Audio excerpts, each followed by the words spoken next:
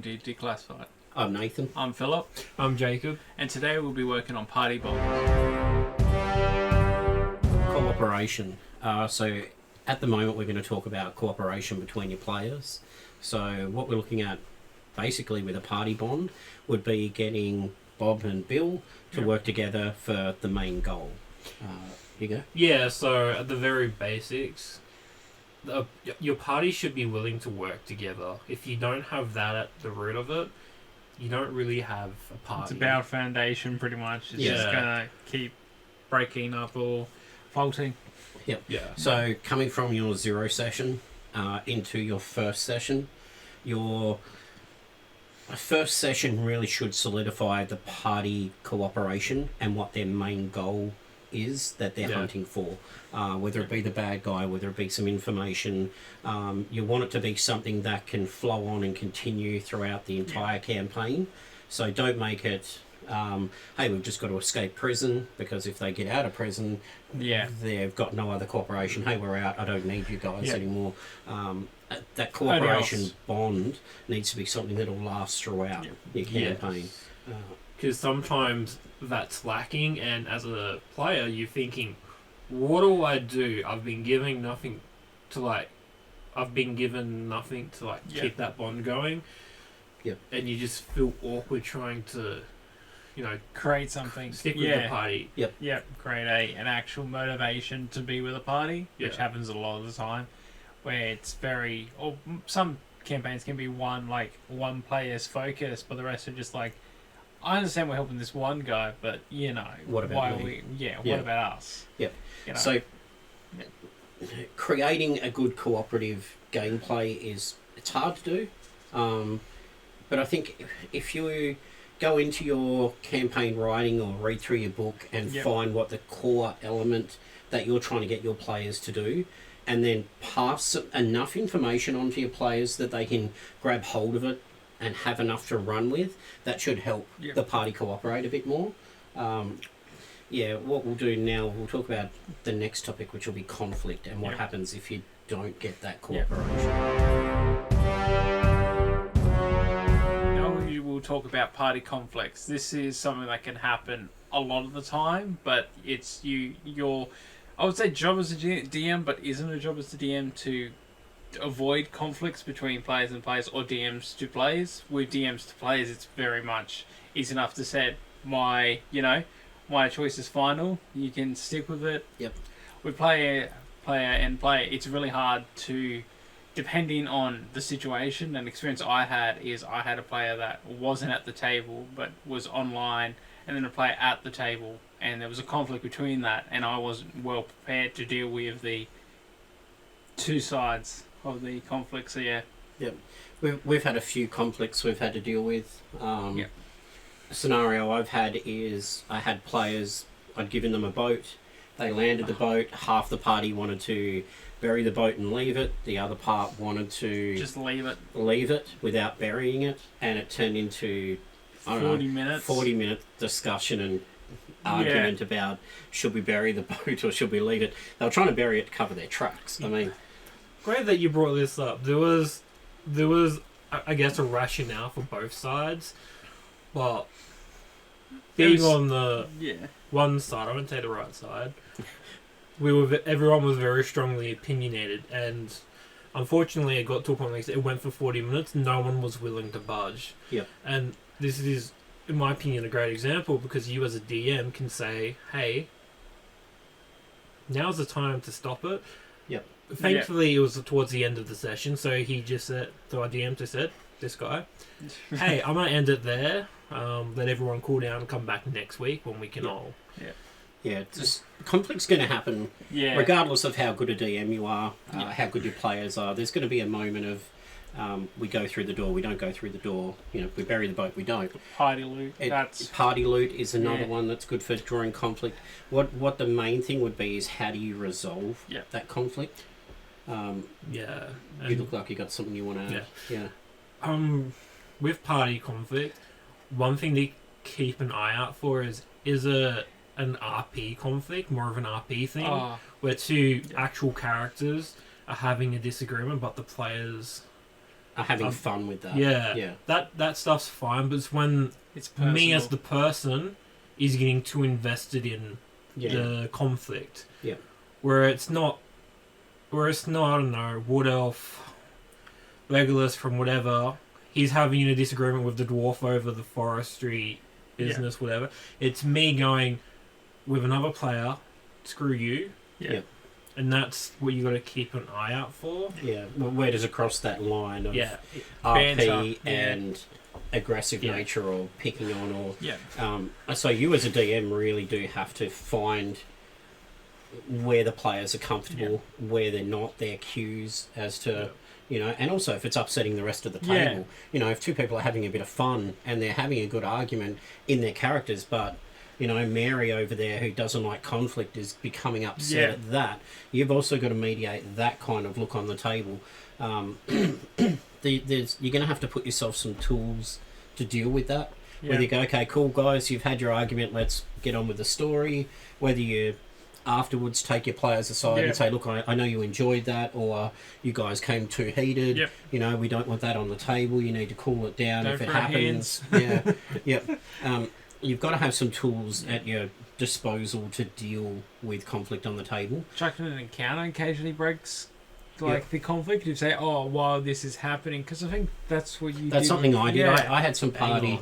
I had some party having an argument, and I said, well, while you're arguing, you've been overheard by a pack of wolves that were just going past, and they attack you. Yeah. The more you argue, the more wolves are arriving. So I swapped up that combat or their There was a argument. lot of Yeah, there was a lot of arguing going on, but even after it was RP arguing, but it was enough for me to go, okay, I want to end that topic of I conversation. can't remember what it was. I can't remember It was either. about, Yeah. if I remember correct, it was who was leading, because whoever led, it didn't go well. We were led into like bad situations. Yes, Yeah. that's right. It was Yeah. quicksand one day and then a fawns the next day, and then we're like, well, you two can't lead, someone else is like, and then they're like, no, I've got cartography and I've got high that's right. perception. Yeah. Yeah. So a great example of an RP situation going on too long, and the DM finding an adequate response to stop that and change what was happening. I find combat's a great way out of a disagreement on the table. You've raised your voices in RP, you know, guards, dragons, whatever it takes to change up that mood on the table. Push the story along. That's always something. But when some people might have really good conversations and the whole party's involved, and then you're like, oh, okay, I'll leave it to it. But sometimes it can drag on, and that's where you've got to step in. And that's what you've got to learn as a DM, what cues are happening on the table. These two might be having a lot of fun, but as you're looking around the table, you know, Jewel's getting bored, you know, Mark's over there scribbling a drawing and yawning because he's out of it and has been for an hour. You've really got to look around your table and go, okay, when's enough of that conversation, and let's get it going forward. And that's where you've got to put that cue in of, you know, okay, you're overheard, or, you know, let's draw that to an end and move on. Shop's closing if it's one of those shopping things. They're like, oh, what's every single item you have in your inventory? Like, yep. You've come to us at 4:55 and we close at 5, so unfortunately I can't go through it all. Occasionally There's happens. ways. So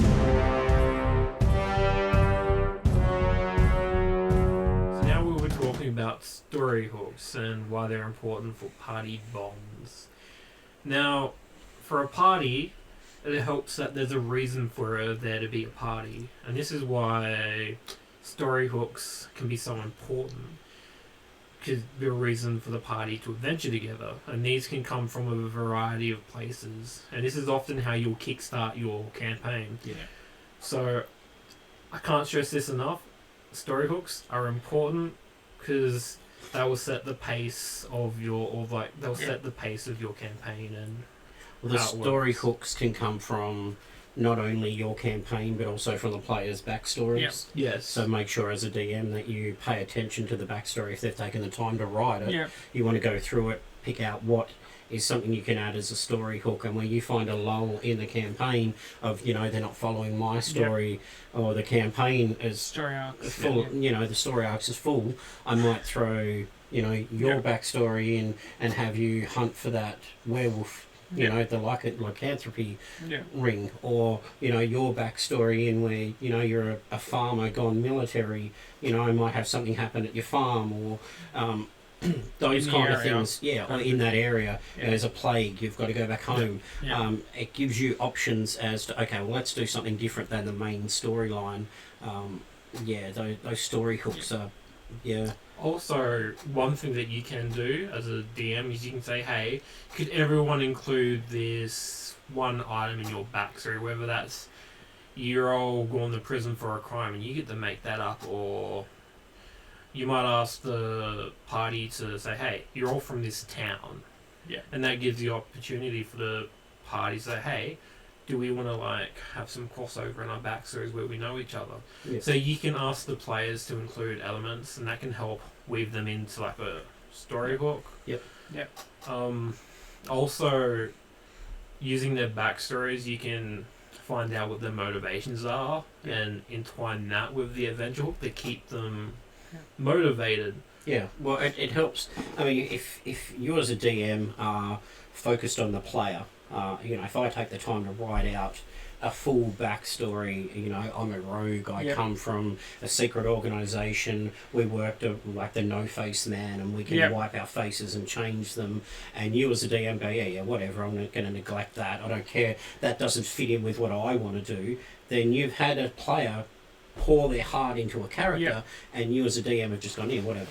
Or you had another secret organisation that is essentially completely different to what they had, and they're like, oh, what about this? Oh, that doesn't exist. What was my backstory like? That's something we've come across. We've come across where we've been twins with, telekinesis, kind of telepathy, where we were able to talk into each other, and the DM's gone, you know what, session 1, everyone has it. So our reason for choosing twins, our reason for that, the race choice, all of that was thrown out the window from a simple DM decision to overrule our secrets. Cool idea. We had a whole, a book of ideas of, what each word meant when said out loud versus what we were saying, and all of that went out the window with one. And that disheartened us as players. It did quite a bit. It made it hard for because we were going to be very secretive about it, and then it became there was no way to message, because I don't think there was any way for us to send a message besides the spell message.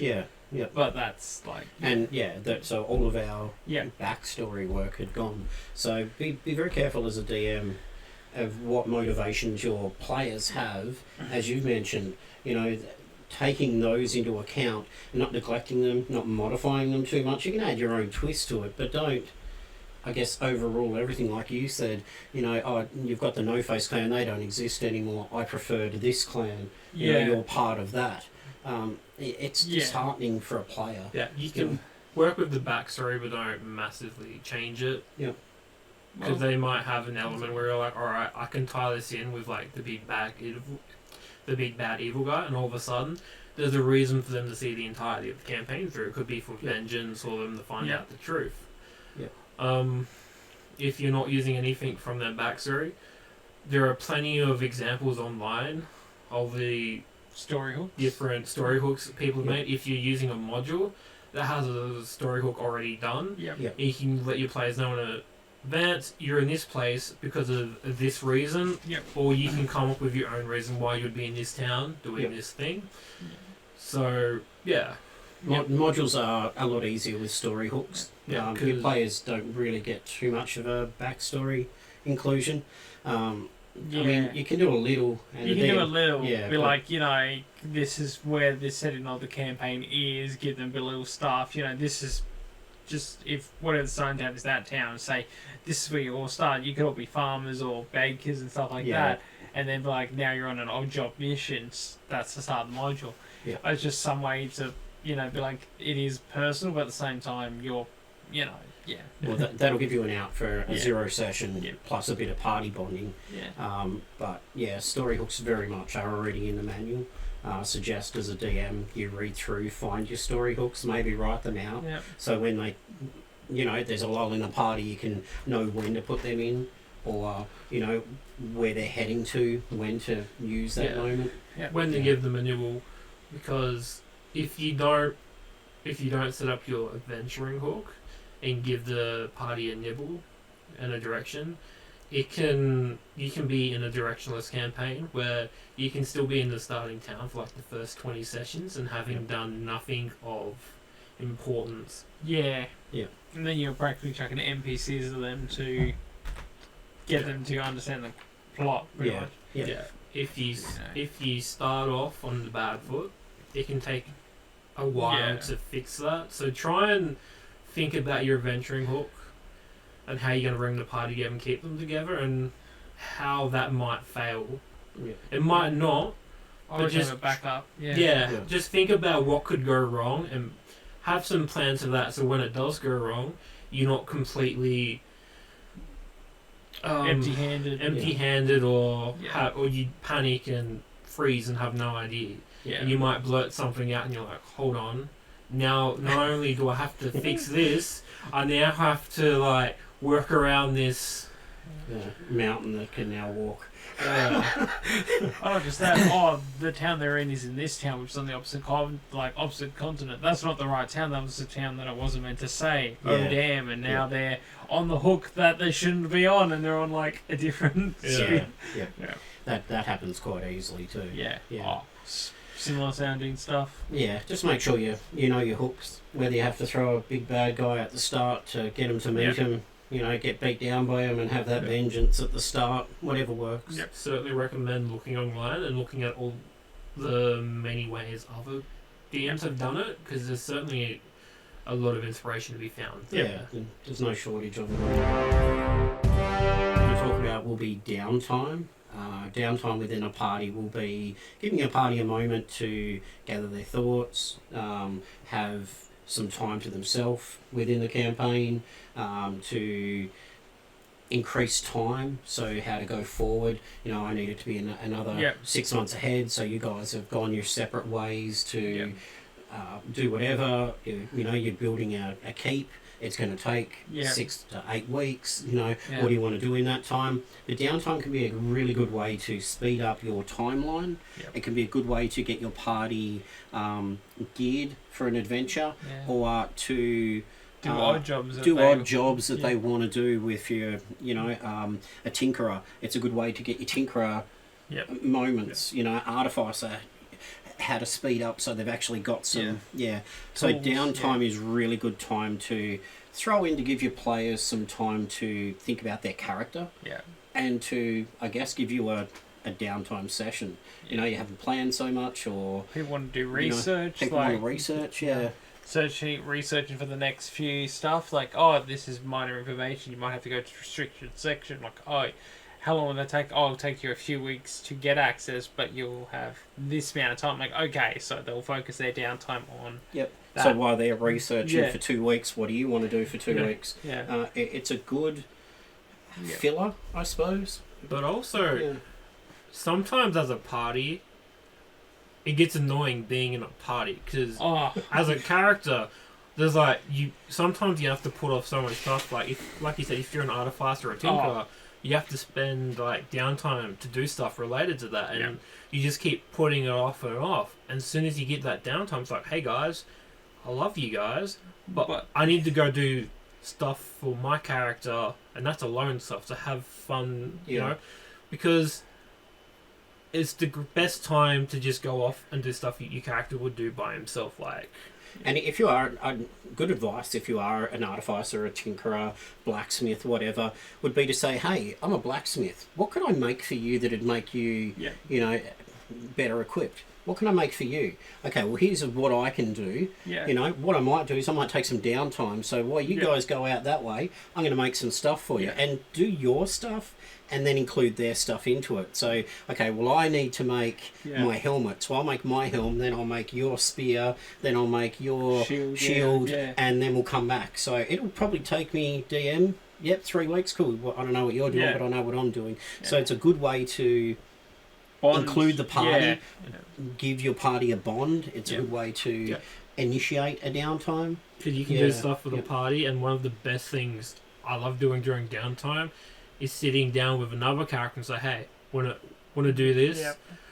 I'm currently in a campaign, and every time we get downtime as a party, me and this Yeah, my So- character. Yeah. So me These two. and Yeah. Phil will just go Yeah. off and do our side hustle, Yeah. and we'll like talk about it and like all right, we could do this. It's not meant to be serious, but it's just a great Yeah. moment for fun. And we've Yep. done a lot of like pre-planning for the next time we do get downtime, because we did a lot of like, we actually have a brand now, which we didn't have the first time we Yeah. did it. We just were like, oh, we're just selling weapons and stuff like that. And now we're like, maybe we have a brand on it, that way, Yeah. it word spreads of we're selling arms to the Yeah. guards and stuff like that, to be like, oh, these guys are helping the community, like to get that underline, Yeah, so downtime, it's not a bad thing to have. Yeah. Don't be afraid to include it as a player. Don't be afraid to ask your DM. As a DM, don't be afraid to offer that to your players. It is a good time, and I think all players do appreciate that moment Yeah. to go, hey, what do I want to do away from the party? We might all be building a keep, but while we're sitting around, what can I do? You can always give Yeah. your players a heads up as the DM, saying, hey, in probably the next few sessions, downtime will be available. Tell me anything that is anything that takes a lot of work pre-head, so I can give you that information prior, because sometimes you'd be like, hey, I just want to blacksmith some bolts, weapons, that's fine, but it's like, hey, maybe I want to get an enchanted sword that I crafted. That how much extra planning is going to do, what achievements, like what, Yep. how much is it going to cost, the amount of time it's going to take. If it's going to take 18 weeks and you only have 2 weeks, you're like, you don't want to be doing I too much can't do downtime. that much. Yeah. But at the same time, it's like, hey, can I leave it for them and they do the rest? Like I do 2 weeks of work and then they do the rest. I just pay them gold for them. Like, yeah, that's totally optional. Like, Yep. there's always an opportunity you can do. Next topic we'll talk about is right players. So there are right and wrong players for your campaign. We're going to discuss right players for your campaign. I think one of the good things for a good player or a right player is that they're actually willing to communicate with you as a DM Yes. before or even after. I know sometimes people don't talk. We talk a lot before our We do. campaign. Yep. And even afterwards we have our nice chats, but like someone who's actually saying, hey, asking about the session, if they're unclarified, like if they didn't get one of the notes you were talking about, they won't interrupt you during the session, they might ask after the session. Yep. And That brings up a good Yeah. point for me. A good player to me is someone who, hey, I missed the session. Yeah. Can you fill me in Yeah. with what happened in that session? Yeah. They become invested in the campaign. If they haven't asked or they don't want to know, Yeah. then you don't feel like you as a DM have put in enough effort to keep them Yeah. hooked in it.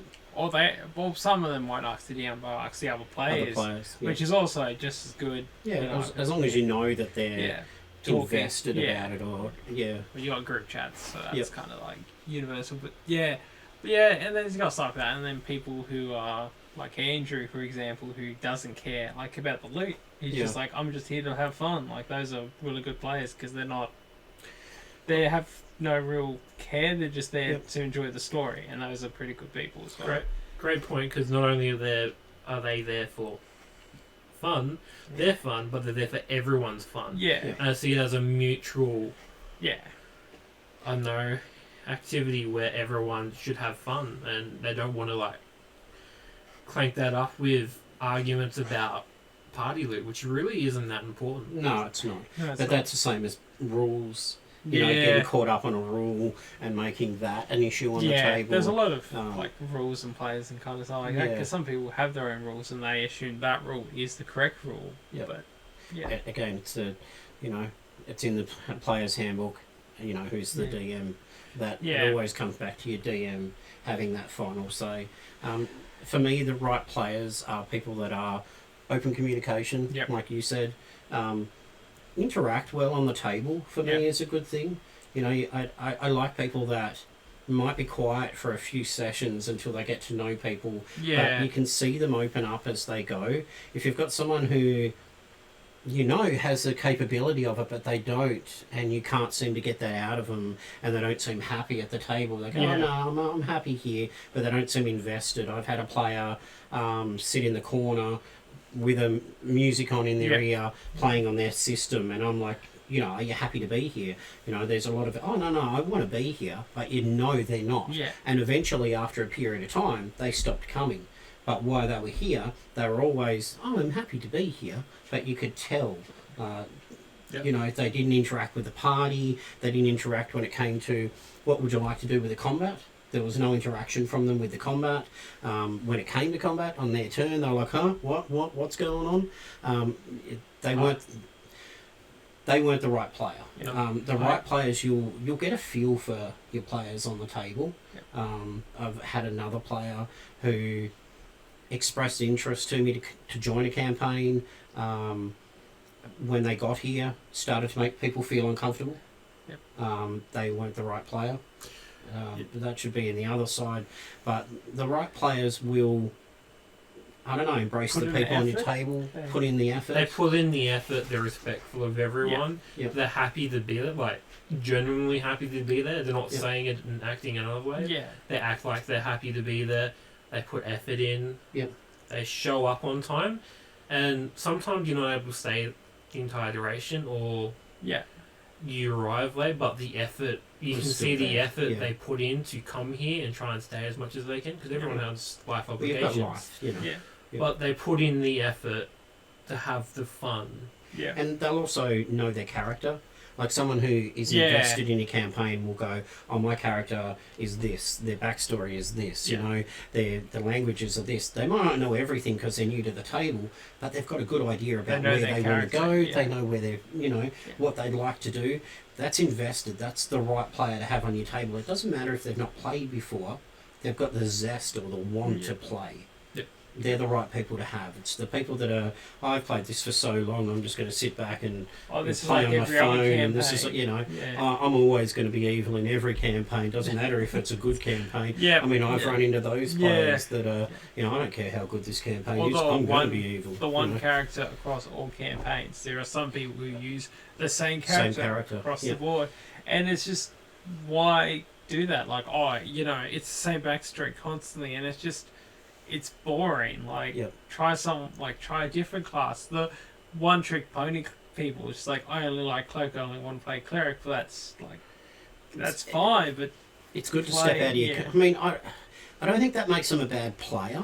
no. But I'm But I not saying think that yeah. I don't know if that makes them the right player, unless you're after, hey, I need a cleric on the table. Hey, cleric guy, Yeah, come and sit down at my table. yeah, Um, but it's like Yeah, the people that are wanting to try something new or at least interact with people. If you're just Yep. playing the same character, that say if you're with a group for like 5 years and you've gone through several campaigns and every campaign this dude's playing the one person, it's you like always play it's got- Kikiku. Yeah.